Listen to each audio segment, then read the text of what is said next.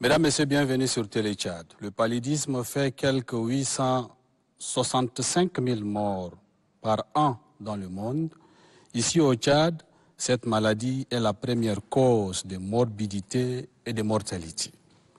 Le récent données révèle qu'en termes de morbidité, le paludisme représente 27% en termes de mortalité et représente 15% de tous les décès enregistrés dans les structures sanitaires.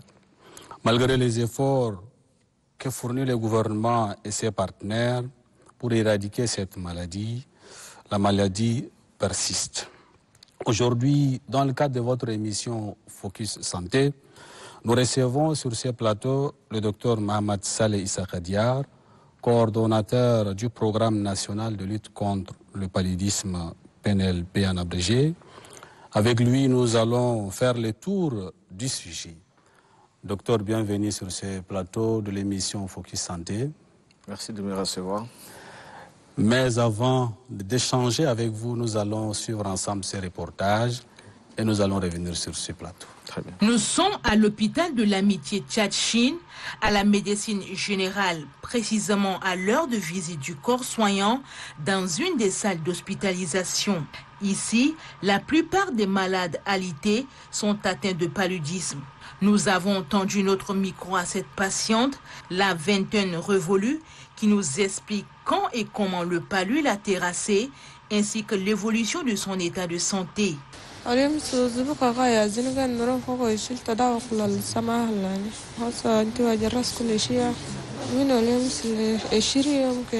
لكن ما رغت كان نروح شيء كي وبطن على مين رغت ده على ده أول ده كان نروح فوق مين رغت من بيت ده شين تيبرت ستة وجرب الصلاة ومن بارا من الدم هلا وهلس جيني أي أول ده ساخه واسفجر ده علم ولا قال في رأس ده علم ده شيء كبير للتاريخ.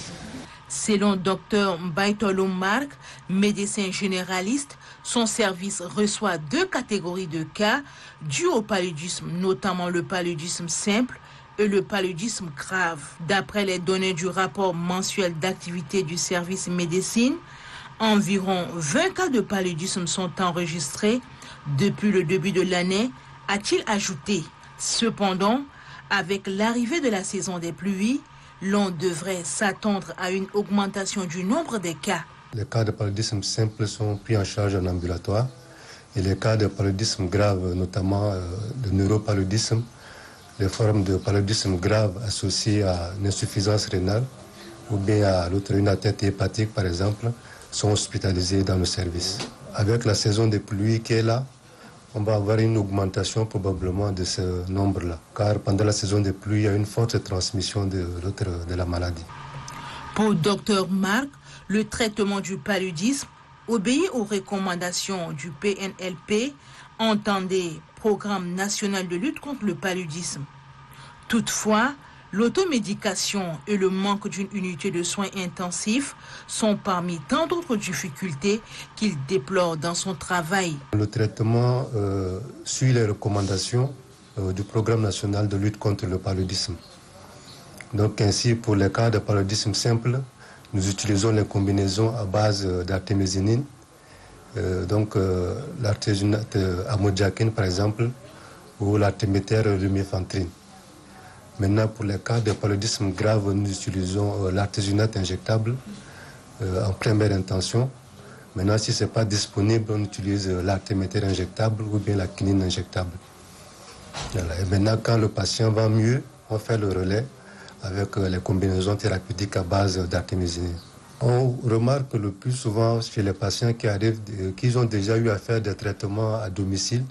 Là également, ce n'est pas très recommandé.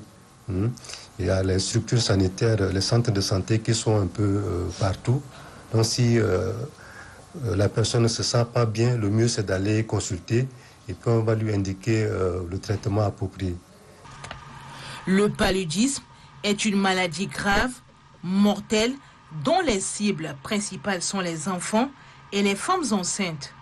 Il faut donc le prévenir à travers des gestes simples, notamment l'utilisation des moustiquaires imprégnés et bien d'autres mesures. Docteur, une fois de plus, bienvenue. Vous venez de suivre également avec nous ces reportages. D'abord, quel est votre commentaire? Par rapport en fait, au reportage qui vient de passer, effectivement, nous sommes en pleine saison de haute transmission de paludisme. Je pense que pour chaque année, nous avons le mois de juillet, le mois d'août et le mois septembre-octobre où nous enregistrons en fait le taux de paludisme, le nombre de cas les plus élevés. Avec aujourd'hui les changements qu'on est en train d'opérer sur le plan climatique, notamment l'année 2022 où il y a eu les inondations. Donc la période de haute transmission de paludisme a dépassé même les 4 mois qu'on a l'habitude de vivre. On était jusqu'en décembre ou même voire janvier. Nous avons fait des études, donc des recherches en fait des parasites au niveau des gîtes. Nous avons en fait remarqué qu'il y avait vraiment une transmission continue en fait du paludisme même au-delà du mois de décembre. Et donc cette situation qu'on est en train de remarquer est malheureusement ce qui se passe chaque année pour plusieurs raisons, parce que nous avons des conditions climatiques qui sont très propices au développement des moustiques, notamment l'humidité et la chaleur. Donc ça, c'est les aspects qu'on a le plus. Mais aussi, comme ce qui vient de dire au niveau du reportage, en fait, il y a plusieurs aspects, notamment en fait aujourd'hui la non-utilisation aussi en fait de tout ce qui est outils de prévention et sources donc de transmission de paludisme, notamment la non-utilisation des moustiquaires à bon escient, mais aussi nous avons un environnement de vie qui est très propice en fait au développement des moustiques. Aujourd'hui, vous voyez, rien que la pluie d'hier, vous avez en fait toutes nos zones qui sont inondées, donc que ce soit les rues ou bien les espaces. Tout espace constitue une flaque d'eau, et donc il y a plusieurs raisons pour lesquelles nous nous retrouvons dans ce genre de situation. Nous aimerions bien savoir pourquoi ça persiste, mais à l'entame de cette émission, nous allons revenir sur cette question. À l'entame de l'émission, nous avons évoqué quelques statistiques qui datent des années antérieures. Oui. Nous sommes persuadés que ça a évolué. Alors, de nos jours, où en sommes-nous s'il faut évoquer les statistiques, surtout au Tchad? Ok, donc en fait, il y a une chose qui n'a pas changé par rapport à ce qui a été dit. Donc le paludisme constitue toujours le premier motif de consultation. Le paludisme est aussi toujours le premier motif d'hospitalisation et de décès. Maintenant, en 2022, le paludisme a été le motif de consultation dans 42% des cas. Donc, ça veut dire que sur 100 personnes, il y en a 42 qui sont venus au moins 42 qui sont venus pour le paludisme. Sur le plan hospitalisation, c'est 39% des cas, et 30% en termes de décès. Mais c'est vrai qu'aujourd'hui, nous sommes vers vraiment une intégration en fait, de rapportage des données. Donc, nous avons même outrepassé les sphères publiques pour intégrer aussi les cliniques privées dans les rapportages. Aujourd'hui, nous avons 6 cliniques privées qui nous rapportent de manière mensuelle les données de paludisme qui prennent en charge au niveau de la clinique, sans compter en fait sur les centres de santé confessionnels et les centres de santé publics. Et donc, il faut dire toujours que ces statistiques, bien qu'elles soient importantes, ne sont pas... on ne peut pas dire qu'on a intégré tous les cas de paludisme dans les circuits. Et donc, c'est toujours l'arbre qui cache la forêt.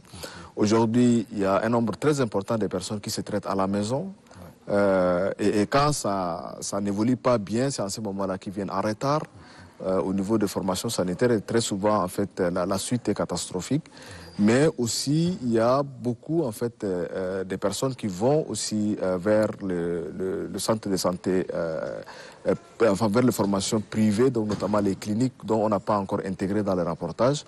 Il y a ceux qui se prennent en charge directement au niveau, en fait, des officines. Et il y a aussi la phytothérapie, il y a ceux qui partent en fait pour se faire prendre en charge dans d'autres circuits. Et donc qui fait que bien qu'on est vers une intégration, donc il y a toujours des cas qui ne sont pas pris en compte dans le système national de rapportage. Donc le paludisme est encore plus important que ces chiffres qu'on est en train d'avancer. Alors, pourquoi ça persiste? Alors, c'est une très bonne question. Tantôt, c'est ce que je disais, en fait, nous vivons en fait au niveau de la Afrique subsaharienne, nous avons un climat qui est très propice au développement des moustiques. Comme je le disais, en fait, nous avons l'humidité, nous avons la chaleur, mais nous avons aussi des systèmes d'assainissement certainement le moins performants, qui fait qu'aujourd'hui, en fait, dès qu'il y a une seule grosse pluie, nous nous retrouvons en fait dans des conditions d'inondation. Mais aujourd'hui, si on prend par exemple la ville de N'Djamena, qui est en fait construit sur la base en fait de sorties d'eau où il y a eu une évolution vraiment très rapide en fait de la ville de N'Djamena. Aujourd'hui, on est passé à 96 quartiers et chaque année, il y a de nouveaux quartiers qui apparaissent. Les constructions se font aussi sur certainement en fait le voie des passages d'eau. Il y a zéro système en fait de canalisation, et donc ce qui fait que vous avez remarqué 3/4 de la ville, dès qu'il pleut en fait nous avons les inondations, et cette eau d'inondation qui est des eaux propres, donc stagnantes, est très propice en fait au développement des moustiques, et donc nous avons vraiment un climat qui est très favorable. Aujourd'hui, vous avez parlé en fait de 800 000 décès au niveau mondial, mais l'Afrique subsaharienne renferme plus de 80% de ces décès-là. Et donc, vraiment, si on part sur la base de ces statistiques, le palu est un réel problème pour la zone subsaharienne. Mais maintenant, il n'y a pas que seulement les aspects liés à l'assainissement, il y a aussi les aspects liés aux conditions de vie et aussi au comportement en fait de la population.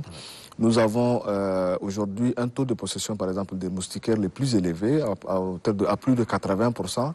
Mais les dernières enquêtes qu'on a menées, uniquement 50% des personnes qui disposent de moustiquaires l'utilisent à bon escient. La plupart du temps, en fait, on n'utilise pas les moustiquaires comme il le faut, et donc on reste tardivement à l'extérieur, le temps, même surtout au niveau des carrefours, au niveau des points de discussion, et même à la maison, en fait, que ce soit les enfants, les adultes, on laisse passer un temps où on est devant la télé, où c'est au moment où on s'apprête à dormir qu'on utilise en fait les moustiquaires, et donc on a suffisamment été en contact avec les vecteurs pour ça, et donc il y a plusieurs aspects par rapport à ça. Le paludisme, c'est un problème de l'Afrique subsaharienne, donc l'espace le plus pauvre en fait du monde, et donc où le paludisme sévit le plus. En fait, la pauvreté nous expose au paludisme, mais le paludisme nous expose aussi à la pauvreté, puisque c'est un cercle vicieux où nous dépensons énormément d'argent pour notre prise en charge, pour la prise en charge des personnes dont nous avons la responsabilité. Oui, la pauvreté, oui, docteur, mais en termes d'utilisation de moustiquaires, vous avez soulevé tout à l'heure que quelques 50% seulement utilisent. On peut être pauvre, mais dormir sur le moustiquaire, utiliser en bon escient, ça ne coûte rien. Est-ce que vous ne pensez pas qu'il y a aussi, les gens doivent changer également le comportement?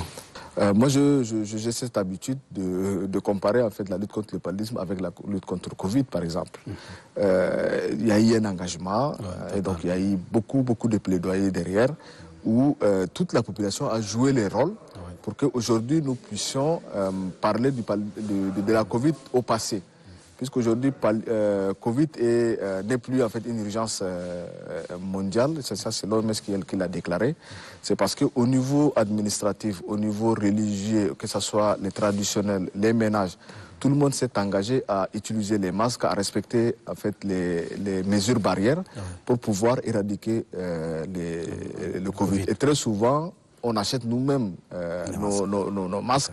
Mais aujourd'hui, avec la gratuité de la distribution des moustiquaires, nous mettons à la disposition des ménages, en fait, en porte-à-porte les moustiquaires. Donc la disponibilité est là, mais en fait, il faut aussi un engagement personnel. Parce que la protection, c'est soi d'abord, et les structures publiques vont suivre par la suite. Oui, docteur, le programme avec ses partenaires techniques et financiers organise chaque année, en période allant de juillet à octobre, la campagne chimio-prévention du paludisme saisonnier dans 75 districts. Et vous avez également, comme vous l'avez soulevé tout à l'heure, ce programme de distribution de moustiquaires. Oui. Où en sommes-nous? Quels sont les résultats? Est-ce qu'il y a d'impact de ces actions? En commençant pour la chimioprévention du paludisme saisonnier, comme vous l'avez si bien dit, c'est en fait une chimioprévention, donc une prévention à travers l'utilisation des médicaments. Et ces médicaments-là, en fait, restent dans le corps de l'enfant pendant 28 jours et qui restent en fait avec ces quantités permettent de protéger l'enfant du paludisme. Et chaque 28 jours, les agents repassent en fait pour protéger les enfants en administrant une nouvelle dose. Et ceci pendant les 4 mois. Et c'est une stratégie qui a été mise en place au Tchad depuis 2013 et il y a eu une extension. À partir de 2015, aujourd'hui, on se retrouve à 75 districts. C'est une stratégie qui fonctionne très bien, qui est très efficace. Maintenant, pour que ça soit efficace, il faut respecter les 3 doses. Les médicaments qu'on met, c'est pour 3 jours. Une première journée où on donne 2 médicaments et puis le deuxième et le troisième jour. Pour un enfant qui a respecté ces 3 jours de traitement, il a une protection de plus de 70%, voire 80%. Et si vous rajoutez maintenant les autres aspects liés à la prévention, l'utilisation des moustiquaires, l'assainissement et les restes, on est à plus de 100% en fait de protection. Malheureusement, ce qu'on remarque, c'est pas partout, mais surtout dans les zones urbaines comme N'Djamena, très souvent en fait la prévention n'est pas accueillie comme il le faut. Malgré en fait tous les aspects en fait liés à la communication, il y a des ménages qui sont réticents à cette stratégie-là. Lorsque les agents passent, on ne les reçoit pas. Ou lorsqu'on remet à la disposition des ménages en fait, les traitements, on ne l'administre pas à l'enfant. Et très souvent, il y a des gens qui vont te dire que bon, moi j'attends à ce que l'enfant tombe malade pour l'amener à l'hôpital que de faire bénéficier de la prévention. Pourquoi cette réticence? Est-ce que l'information n'a pas bien... la population n'a pas été suffisamment sensibilisée ou bien qu'est-ce qui se passe selon vous? Dans les zones urbaines, il y a beaucoup d'informations qui passent en même temps. Et aujourd'hui, en fait, sans avoir la nette impression de savoir de quoi on parle, en fait, il y a des rumeurs qui circulent. Et aujourd'hui, avec l'utilisation de WhatsApp et le reste, en fait, ça n'aide pas beaucoup. Et vous pouvez trouver, en fait, des personnes à qui on a mal informé, ou bien parfois, il y a des personnes qui sont sceptiques à l'idée même d'utilisation des préventions. Et donc ça dépend largement en fait des personnes. Mais les médicaments que nous sommes en train de donner aux enfants, c'est ce qu'on utilise déjà. Okay. C'est-à-dire qu'à l'intérieur, il y a l'amodiaquine et la sulfadoxine. La sulfadoxine, c'est le fansidar que les femmes enceintes utilisent depuis des années et des années, et donc il n'y a aucun risque sur ça. La modiaquine, c'est un dérivé de la quinine qui est utilisé aussi pour la prise en charge en association avec l'artesunate. Et donc le médicament qui est utilisé est un médicament pour un traitement complet, donc qui est usuellement utilisé. Et ce qui est sûr, il reste encore en fait beaucoup de plaidoyer et beaucoup de communication à faire pour que la population puisse respecter la prise de ces médicaments. Nous avons aussi fait plusieurs formations aux responsables des médias pour lesquels en fait nous avons passé des messages où nous avons aujourd'hui nous avons même un groupe donc des acteurs des médias qui sont en fait entre guillemets des volontaires pour sensibiliser la population. Si vous suivez aujourd'hui, il y a plusieurs radios, plusieurs presses en ligne et tout qui passent en fait les messages ainsi de suite. Mais quand même, certaines habitudes sont vraiment on la peau assez tenace pour pouvoir faire changer d'avis. Mais quand même, nous allons continuer encore à sensibiliser la population. Je voudrais dire que vraiment la chimioprévention aujourd'hui, c'est ce qui se rapproche le plus de la vaccination. Avec ça, ça protège. Au niveau périphérique, nous n'avons pas beaucoup de difficultés parce que les gens ont remarqué vraiment qu'il y a l'efficacité. Maintenant, dans les zones urbaines, c'est là où on a le plus de difficultés. Mais pour ceux dont ils utilisent la CPS, aujourd'hui, vous pouvez aller vous renseigner et voir que ça marche très bien. Et parfois, en fait, les mêmes personnes qui utilisent la CPS informent aussi la population pour qu'ils puissent accepter, ainsi de suite. Mais nous continuons. Pour la question relative à la campagne de distribution des moustiquaires, nous faisons chaque 3 années une campagne pour couvrir la population. En ce moment, nous sommes en pleine campagne. Nous avons distribué déjà dans 11 provinces le moustiquaire. En ce moment, nous avons commencé aujourd'hui la distribution dans le lac, le Kanem et le Bata. qui sont en fait en cours de distribution avec les guéras. Donc à la fin de cette campagne, nous allons distribuer 11 millions de moustiquaires. Et pour cette année, les moustiquaires que nous sommes en train d'utiliser, c'est des moustiquaires type Pibio. Les Pibio, en fait, ils ont un produit d'imprégnation qui est assez efficace. Parce que les moustiques ont déjà développé des résistances par rapport aux anciennes insecticides que nous avons l'habitude d'utiliser. Et aujourd'hui, donc, pour répondre à ces besoins, après les études que nous avons menées, nous avons utilisé les moustiquaires Pibio maintenant pour la campagne en cours. Ici au Tchad, on a quel type de paludisme et quels sont les symptômes, par exemple? Ça, c'est des choses que nous vivons au quotidien, mais c'est très important de rappeler ça à nos téléspectateurs pour leur permettre de s'orienter vers les structures sanitaires. Ok. Bon, pour aller directement, en fait, les types de paludisme, c'est en fonction, comme les médecins dont on a regardé les reportages disaient, une fois qu'on a en fait le paludisme, c'est à travers un diagnostic, soit un TDR ou bien de la microscopie qui nous dit que le parasite du paludisme est dans notre corps. Et il y a aussi les symptômes liés à cela. Maintenant, une fois que nous avons cette confirmation-là, c'est de voir est-ce que c'est un paludisme simple, est-ce que c'est un paludisme grave. Le paludisme simple, comme son nom l'indique, il y a des symptômes qui sont pathognomoniques comme la fièvre par exemple, avec les courbatures chez certaines personnes, donc ça peut être aussi les douleurs au niveau, les céphalées par exemple, et puis les frissons, ainsi de suite, donc des signes de paludisme simple. Maintenant, comme le médecin l'a dit, en fait, pour ce paludisme-là, le traitement, c'est les comprimés à travers les combinaisons thérapeutiques à base d'artémisinine, comme artéméter-lumefantrine ou bien artésunate amodiaquine. Donc, un paludisme simple. Maintenant, le paludisme grave, c'est ce paludisme-là que nous craignons le plus, c'est-à-dire que, en fait, une fois que nous avons le parasite, soit on développe un paludisme simple, pour lequel, une fois qu'on fait recours à un traitement, pendant les 3 jours, on est guéri, soit ça évolue vers un paludisme grave. Maintenant, ce paludisme grave, il y a des signes qui sont aussi liés à cela. Ça peut être un pari neurologique à travers des convulsions ou bien la personne est directement dans le coma, mais la personne peut délirer aussi. Et donc, des symptômes liés au paludisme. Mais ça peut être aussi d'autres symptômes, comme par exemple la coloration jaune des téguments, donc une hyperbilirubinémie. Ça peut être lié à des symptômes de type de coagulation, comme en fait tout ce qui est des taches noirâtres qu'on peut avoir sur la personne, ou bien des saignements anormaux. Ça peut être un paludisme avec une insuffisance rénale fonctionnelle, donc avec la personne qui n'urine pas beaucoup, ou bien les quantités des urines sont assez faibles, avec une coloration très foncée, comme à l'aspect Coca-Cola, surtout avec les enfants, c'est ce qu'on a l'habitude de voir. Mais ça peut être aussi des signes respiratoires, un peu comme quelqu'un qui vient avec une détresse respiratoire, ainsi de suite. Donc, sur la base des critères de l'OMS, le paludisme est typé par un paludisme simple ou bien un paludisme grave. Okay. Si c'est un paludisme simple, le traitement se fait à base de médicaments en comprimé, comme je l'ai dit. Mais si c'est un paludisme grave, à ce moment-là, nous faisons recours aux injectables. Les médicaments en injectable qui est recommandé, d'abord, en première intention, c'est l'artésunate, de par en fait ses vertus et son efficacité. En deuxième position, ça peut être l'artéméter injectable. Et en troisième position, la quinine. Maintenant, l'utilisation des quinines, ça peut varier en fait en fonction de forme de palu, mais aussi la personne qu'on traite.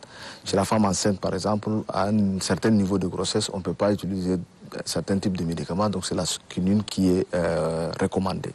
Ok, j'espère que toutes les formes là, c'est traitable, hein, c'est soignable ici au Tchad. Maintenant, un paludisme simple avec un traitement, ça se traite. Un paludisme grave avec un traitement peut se traiter. Mais une fois que la personne est dans un état de paludisme grave, c'est une course à la montre. Il faut rapidement diagnostiquer, il faut rapidement mettre les traitements. Maintenant, le corps de la personne peut répondre à ces traitements-là ou pas. C'est pour ça que nous recommandons le plus souvent qu'une fois que la personne a les symptômes, se rendre au niveau des formations sanitaires pour un diagnostic rapide et une prise en charge rapide. Okay. Parce que le nombre de décès, 80%, ce sont les cas de paludisme grave qui évoluent vers les décès. Un cas de paludisme simple, c'est traitable, entre guillemets. Mais une fois que le paludisme est grave, on a 80% de chances de ne pas s'en sortir vivant. Et donc c'est pour ça que la recommandation voudrait que au moment où vous avez les symptômes de paludisme grave, une fièvre ou bien des courbatures, ou voilà, vous irez au niveau de formation sanitaire pour être testé. Une fois que c'est diagnostiqué, vous prenez votre traitement. Okay. Et malheureusement, les gens viennent en retard, surtout les enfants, et donc c'est ça qui fait que c'est une course à la montre, et très souvent on perd cette course-là. Okay. Docteur, nous sommes pratiquement à la fin de cette émission. Une dernière question, peut-être en 1 ou 2 mots. Oui. Au vu des efforts fournis par le gouvernement et ses partenaires, au vu des actions que le programme mène également, est-ce que vous êtes satisfait, est-ce que vous êtes optimiste quant à la lutte contre le paludisme au Tchad? Optimiste, oui. Okay. Maintenant, pour satisfait, au stade où nous sommes, on aimerait encore faire plus, parce que le paludisme doit être éradiqué dans la population. En termes de décès, comme je le disais, en fait, nous avons évolué de 39% en 2019.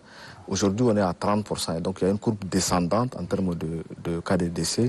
Aujourd'hui, des inspections du Fonds mondial qui ont travaillé sur les différentes données ont montré que 30% de réduction des cas de décès liés au paludisme a été noté au Tchad, mais il reste énormément en fait des efforts à faire. Mesdames, Messieurs, ainsi s'achève votre émission Focus Santé. Aujourd'hui, je vous le rappelle, nous avons reçu sur ce plateau Dr Mamad Saleh Issa Khadiar, coordonnateur du programme national de lutte contre le paludisme. Nous avons échangé avec lui autour de cette maladie, les actions menées et les statistiques. Docteur, merci d'avoir accepté de répondre à nos questions et pour cette disponibilité également. J'espère bien nous allons vous retrouver très prochainement pour d'autres questions liées à cette lutte contre le paludisme. Merci pour l'invitation et avec très grand plaisir. Okay. D'ici là, je vous souhaite de passer un excellent moment en compagnie du reste du programme de la Télé Tchad.